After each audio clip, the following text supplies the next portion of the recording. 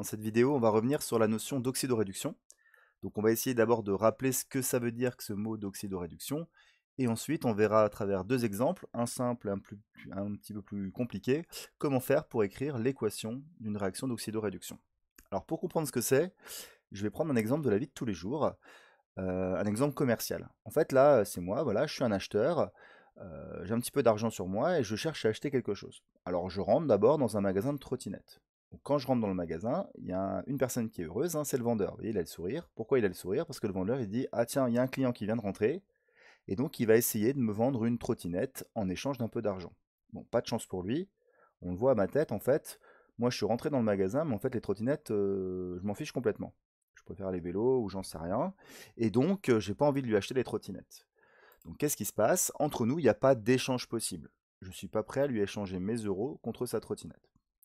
Bon, du coup, je change de magasin et donc je vais dans un magasin qui, a priori, m'intéresse un petit peu plus. Ici, c'est un magasin où on fait une vente aux enchères de tableaux de Picasso. Donc, vous voyez que là, j'ai le sourire, les tableaux de Picasso, ça m'intéresse un peu plus. Par contre, celui qui fait la tête, c'est le vendeur. Alors, pourquoi il fait la tête? Parce que le vendeur, il sait que c'est Picasso, ça coûte très cher, et il a vu à ma tête que j'avais pas beaucoup d'argent. Donc, a priori, entre nous, pas d'échange possible. Parce qu'avec mes euros, je ne peux pas acheter son tableau de Picasso. Il coûte trop cher. Alors, du coup, je me rends dans un troisième magasin, en l'occurrence un fast-food, et là, dans ce magasin, on a tous les deux le sourire. Pourquoi? Parce que il y a un échange qui va être possible entre nous. Moi, je vais donner des euros au vendeur, ça va le rendre heureux, et lui va me donner des frites, et ça va me rendre heureux. Alors pourquoi je vous raconte ça? C'est pour que vous compreniez que nous, finalement, dans la vie de tous les jours, on fait des échanges tout le temps, et nous, généralement, c'est des échanges de biens contre des euros. Dans chimie, il va y avoir aussi des échanges qui vont être possibles, et donc les molécules, les atomes et les ions qu'on va rencontrer, eux, ce qu'ils vont échanger, c'est pas des euros, c'est pas des biens. Ce qu'ils vont échanger, c'est des électrons. Et donc les réactions où les molécules, les atomes et les ions vont échanger des électrons, on va appeler ça des réactions d'oxydoréduction. Alors un petit peu hein, comme dans mon magasin là, où il y avait une histoire de vendeur et d'acheteur, et ben en chimie, vous avez deux types d'espèces. Donc ces espèces, on appelle ça des oxydants et des réducteurs, d'où le nom de oxydoréduction. Alors qu'est-ce que c'est un oxydant? En abrégé OX, c'est en fait une espèce qui va vouloir gagner des électrons. Qu'est-ce qu'on appelle un réducteur? RED, c'est une espèce qui va vouloir perdre des électrons. Donc vous avez ici, par exemple, certains exemples. Donc là, c'est ce qu'on appelle des couples oxydant-réducteurs. Donc ça s'écrit sous cette forme-là.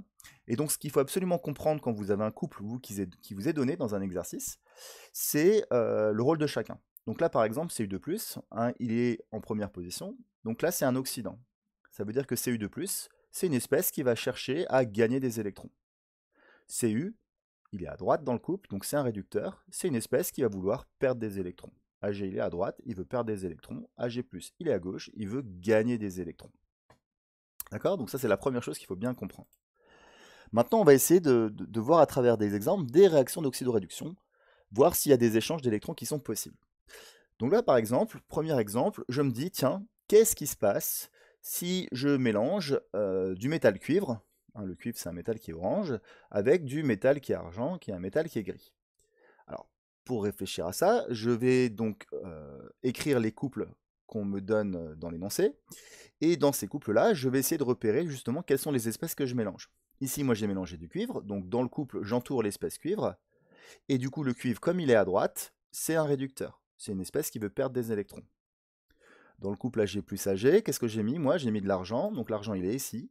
Du coup, il est à droite du couple, c'est aussi une matière qui veut perdre des électrons.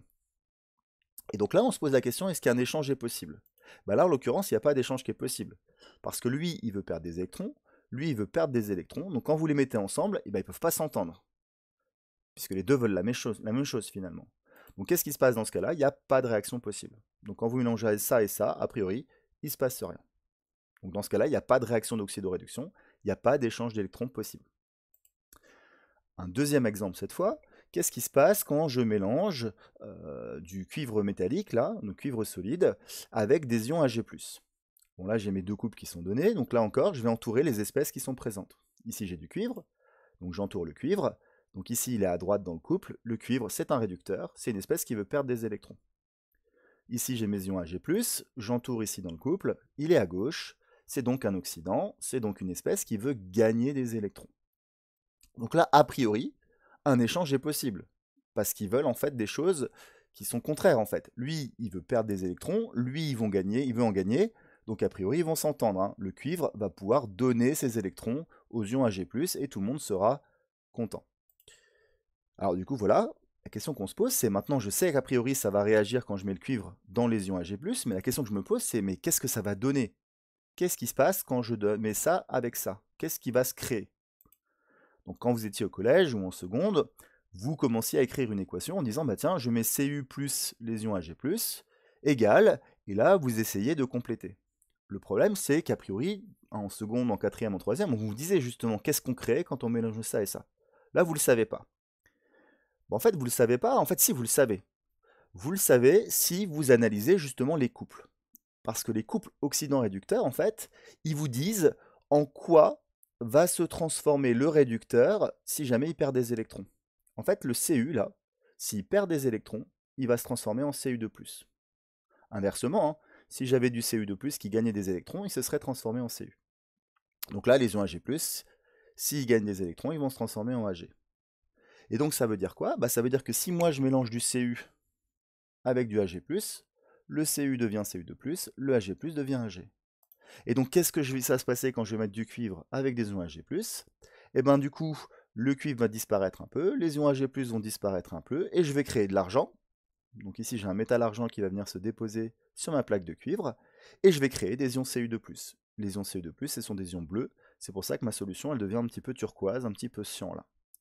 Donc là c'est fait avec des dessins, mais ça marche vraiment dans la vraie vie, hein. Regardez là, quand vous mettez du cuivre dans des ions Ag+, et voilà ce qu'on obtient, on a bien de l'argent qui se forme, avec des petits ions Cu2+, qui se créent ici à côté. Donc vous voyez que les couples oxydant-réducteurs, ils nous ont permis de prévoir le résultat d'une équation d'oxydoréduction, d'une réaction plutôt d'oxydoréduction. Alors maintenant, ce qu'on va essayer de faire, c'est d'écrire correctement le bilan de cette réaction d'oxydoréduction, d'écrire l'équation de la réaction. Et donc pour ça, la première chose qu'il va falloir faire, c'est écrire ce qu'on appelle les deux demi-équations électroniques. C'est quoi les deux demi-équations électroniques? Alors moi je sais que ça réagit avec ça, que ça va donner ça et ça, mais je ne sais pas combien d'électrons ont été échangés. Alors pour savoir ça, je vais écrire la première demi-équation électronique. La première demi-équation électronique, elle va me dire comment Cu est devenu Cu2+. Et la deuxième demi-équation électronique, elle va me dire comment Ag+ est devenu Ag. Donc pour faire ça, on va toujours appliquer la même méthode. La première chose à faire, ça va être écrire les deux éléments du couple de part et d'autre d'un signe égal. Donc, je peux écrire l'oxydant d'un côté, le réducteur de l'autre, ou je peux écrire le réducteur d'un côté et l'oxydant de l'autre. Vous voyez que c'est la même chose, c'est simplement j'ai écrit à un moment donné la partie droite, je l'ai écrit à gauche, ou la partie gauche, je l'ai écrit à droite. En mathématiques, quand vous avez 2x égale 3, c'est la même chose que 3 égale 2x. Alors, quand est-ce que je vais plutôt l'écrire comme ça que comme ça? Bah, ça va dépendre en fait de qu'est-ce que j'ai au début. Ici, ce que j'ai au début, c'est un réducteur. Donc le réducteur, ça va être le réactif, il doit être à gauche. Donc je vais plutôt l'écrire sous cette forme-là. Donc on y va. J'écris le réducteur, donc Cu, égale, j'écris le couple oxydant, Cu2+, et je sais que l'ion Cu2+, il va gagner des électrons. Donc du côté de l'oxydant, du côté de Cu2+, je rajoute qu'il va gagner un certain nombre d'électrons. Pour l'instant, je ne sais pas combien, je ne sais pas s'il en gagne 1, 2, 3, 4, 5, donc je mets un petit n. Ok. Une fois que j'ai écrit ça, je vais pouvoir équilibrer cette équation. Pour équilibrer l'équation, il faut suivre rigoureusement les 4 petites étapes qui sont ici et qui sont tout le temps les mêmes.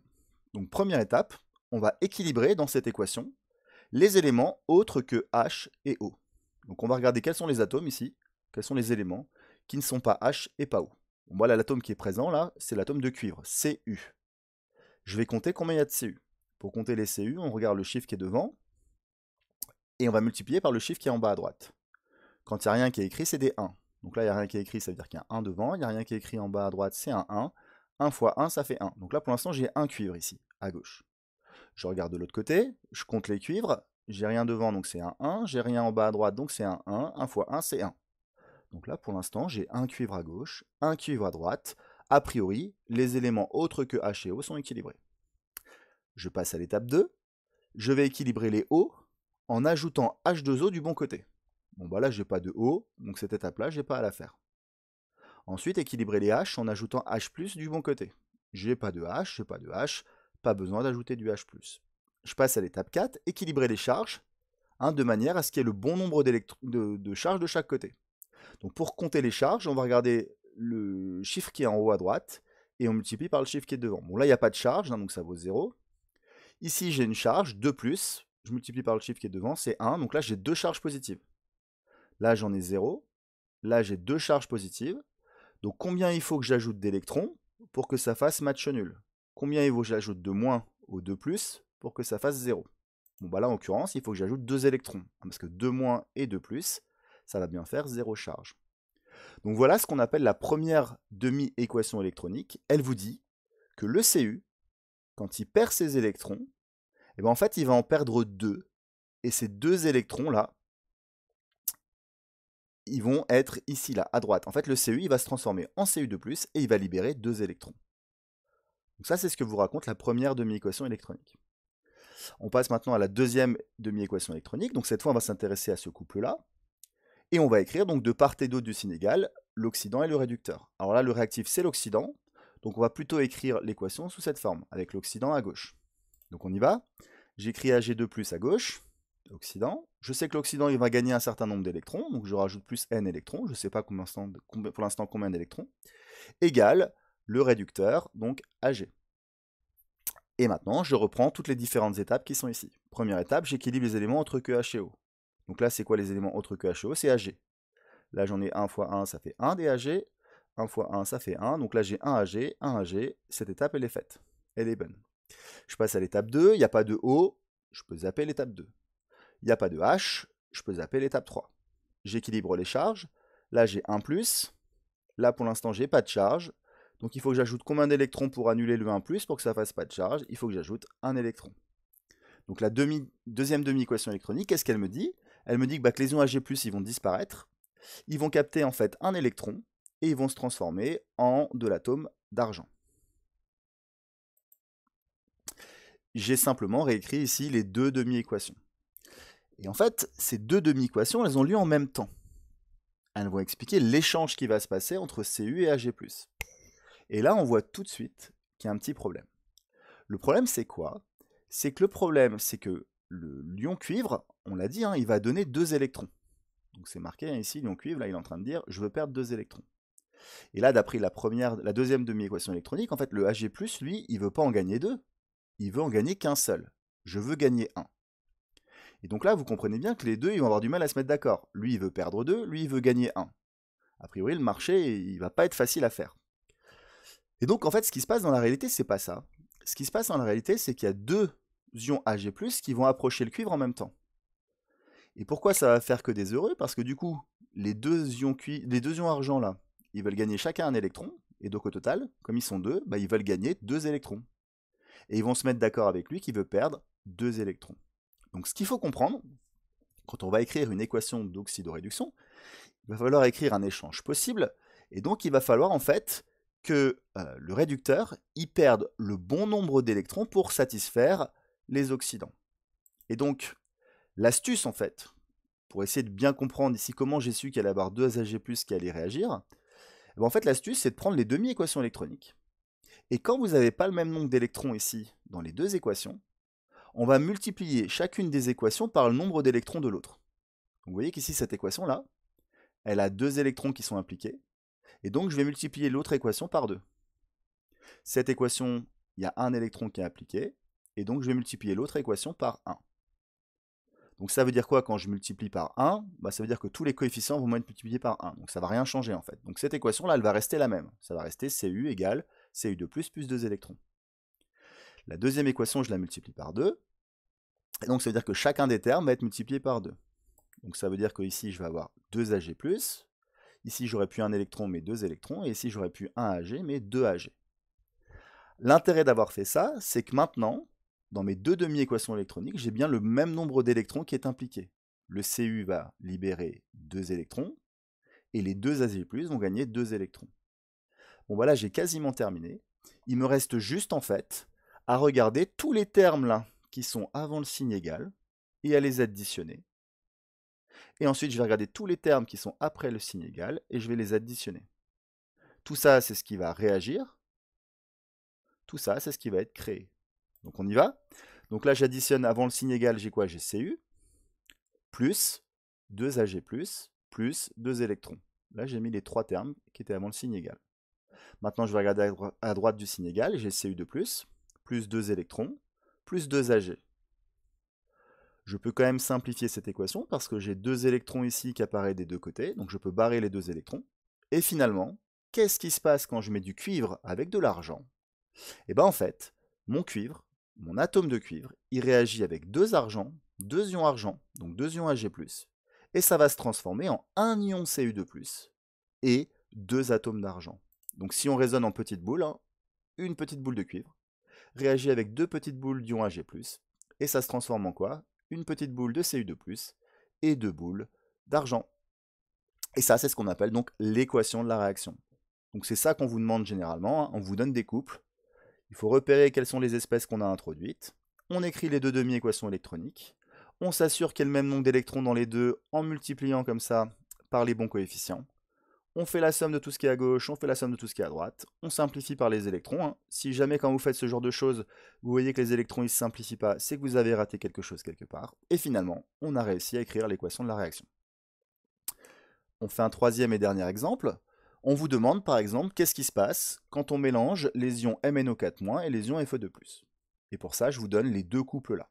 Première étape, vous allez devoir repérer quelles sont les espèces qu'on a mélangées. Ici, on a mélangé l'ion MnO4- avec les ions Fe2+. Est-ce qu'une réaction est possible? Oui, puisque MnO4- c'est un oxydant, c'est une espèce qui veut gagner des électrons, alors que Fe2+, c'est un réducteur, c'est une espèce qui veut perdre des électrons. Donc a priori, ils vont s'entendre, lui va gagner des électrons, lui va en perdre.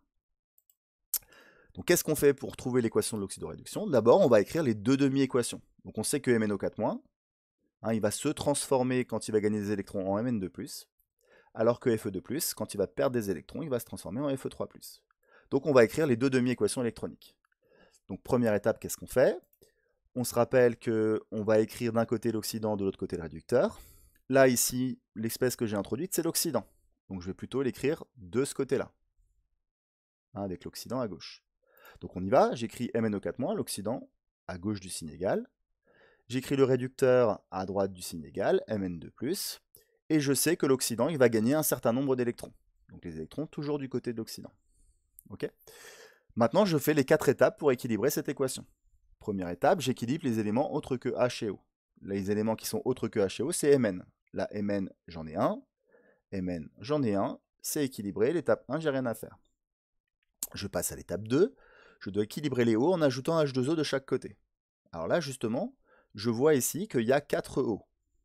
Ici, j'en ai pas des O, donc il faut que j'en ajoute 4. Et donc, je vais ajouter 4 molécules d'eau de ce côté-là. Hein, parce que quand j'ajoute 4 molécules d'eau, en fait, j'ajoute bien 4 O. Hein, je vous rappelle que les O, on multiplie le chiffre qui est en bas, donc là, c'est en bas à droite. Donc là, c'est un 1, puisqu'il n'y a rien de marqué. Je multiplie par 4, 4 fois 1, ça fait bien 4. Donc là, j'ai bien ajouté 4 O. Je passe à l'étape 3, mes O sont équilibrés. Je passe à l'étape 3, maintenant je vais équilibrer les H en ajoutant H+, du bon côté. Alors je compte les H ici, là j'en ai pas. Et là j'en ai 4 fois 2, ça fait 8 H. Ici pour l'instant je n'ai pas de H, donc il faut que je rajoute 8. Et donc ce que je vais faire, c'est que je vais rajouter 8 H+. Je passe à l'étape 4, équilibrer les charges en changeant N par le bon nombre d'électrons. Donc là il faut que je compte les charges. Là les moins, j'en ai 1 fois 1, donc ça veut dire que j'ai 1 moins en tout ici. Et là j'ai 8+. Donc quand j'ai 8+, et 1 moins, bah, c'est comme si j'avais 7+. Donc là, pour l'instant, à gauche du chiffre égal, j'ai 7+. J'en ai combien à droite? Là, j'en ai 0. Et là, j'ai 2+. Donc là, j'ai 7+. Là, j'ai 2+. Pour l'instant, c'est pas équilibré. Combien il faut que j'ajoute d'électrons au 7+, pour que ce soit égal à 2+? Bah, il faut que j'ajoute 5 électrons, 5 charges négatives. Quand vous avez 7+, et 5-, au final, c'est comme si vous aviez 2+, et donc j'ai bien égalisé ici. Donc qu'est-ce qui se passe en fait? Je sais que mon ion MnO4-, en fait, il va essayer de gagner 5 électrons, et quand il va gagner ces 5 électrons, il va bien se transformer en Mn2+. Donc ça, c'est la première demi-équation électronique. On passe à la deuxième, donc cette fois, je prends le deuxième couple. Donc cette fois, Fe2+, je vois que c'est un réducteur. Donc je vais mettre le réducteur à gauche, l'oxydant à droite. Donc j'écris Fe2+, égale, je mets l'oxydant ici, Fe3+, et je sais que l'oxydant, il va gagner des électrons. Combien, je ne sais pas. Même chose que d'habitude, je fais les 4 étapes. J'équilibre les éléments qui ne sont pas H et O, donc là c'est faire. Là j'en ai un, là j'en ai un. L'étape 1 elle est faite. J'ai pas de O, j'ai pas de H, je peux zapper les étapes 2 et 3. Maintenant j'équilibre les charges. Là j'ai 2+, là pour l'instant j'ai 3+. Combien il faut que j'ajoute d'électrons pour que ça fasse match nul? Si j'ai 3+, et que je veux que ce soit égal à 2+, il faut que je rajoute un électron. Donc qu'est-ce qui va se passer? L'ion Fe2+, lui, il va se transformer en Fe3+, en perdant un électron. Et donc j'ai écrit mes deux demi-équations électroniques. Et là on voit tout de suite qu'il va y avoir un problème. C'est quoi le problème? C'est que l'échange, il ne va pas pouvoir se faire entre MnO4- et Fe2+. MnO4-, je vois qu'il lui faut 5 électrons, il va en gagner 5. Et Fe2+, il veut en perdre 1. Donc qu'est-ce qui va se passer dans la vraie vie pour que l'échange se fasse? Et bien en fait, il y a 5 petits ions Fe2+, qui vont approcher. Lui, il va dire je veux perdre un, je veux perdre un, je veux perdre un, je veux perdre un, je veux perdre un. Et donc en tout, ils vont vouloir perdre 5. Et là, ça va matcher parce que lui, il va dire ah bah oui, on peut s'entendre tous les 5 parce que moi, je veux gagner 5. Donc comment on fait de manière un peu pragmatique? Donc là, j'ai réécrit mes deux équations et on l'a dit tout à l'heure, en fait, pour s'assurer qu'il y ait le même nombre d'électrons qui soient impliqués dans les deux demi-équations, on va multiplier ici la première par le nombre d'électrons de la deuxième. Donc ici, je vais multiplier par 1 puisqu'il y a un électron qui est impliqué ici. Et dans la deuxième équation, je vais multiplier par 5 puisqu'il y a 5 électrons qui sont impliqués dans la première. Donc on y va. Donc si je multiplie par 1 la première équation, en fait, elle reste exactement la même. Et quand je multiplie chaque terme ici de la deuxième par 5, bah du coup Fe2+, ça devient 5 Fe2+, Fe3+, ça devient 5 Fe3+, et 1 électron, ça devient 5 électrons. Il ne me reste plus maintenant qu'à additionner tout ce qui est à gauche du signe égal, et ensuite additionner tout ce qui est à droite du signe égal, et le mettre à droite du signe égal. Donc on y va. Qu'est-ce qui est à gauche ici? J'ai MnO4-, plus 5 électrons, plus 8H+, là j'ai fini, mais il me reste encore celui-là, plus 5 Fe2+. C'est égal à quoi? Mn2+, plus de H2O, plus 5 Fe3+, plus 5 électrons. J'ai 5 électrons à gauche, 5 électrons à droite, je peux les barrer. Et donc au final, l'équation de ma réaction c'est la suivante. Je sais que quand je mélange du MnO4- avec du Fe2+, eh ben, ça va se transformer en quoi? En un ion Mn2+, en 4 molécules d'eau, et en 5 ions Fe3+. Et vous voyez que j'ai deviné ça, j'ai équilibré ça, simplement grâce aux deux petits couples qui sont ici. Donc ça, c'est quelque chose de... C'est sans doute une équation que vous allez voir en TP cette année ou en contrôle. Elle n'est pas si simple, il faut juste s'entraîner un petit peu, mais c'est tout le temps la même chose. Voilà, j'espère que c'était un petit peu plus clair pour vous. Alors juste une petite chose, je l'ai écrite mais j'en ai pas parlé. Quand un oxydant devient un réducteur, donc quand un oxydant gagne des électrons et se transforme en réducteur, on appelle ça une réduction. Et quand vous avez un réducteur qui perd des électrons et qui se transforme en oxydant, on appelle ça une oxydation. Voilà, dernière remarque, ou peut-être même un dernier exercice pour vous. Je vous invite à essayer d'écrire l'équation d'oxydoréduction entre cet oxydant et ce réducteur. Donc je vous invite à faire pause sur la vidéo et essayer de le faire. Je vais le corriger très rapidement. Donc première étape, on a dit si on écrit les deux demi-équations électroniques. Donc là j'ai écrit l'oxydation de ce réducteur là l'eau en dioxygène. Voilà la première demi-équation électronique. Ensuite j'ai marqué ici la réduction de cet oxydant en ce réducteur, la demi-équation électronique, elle est ici.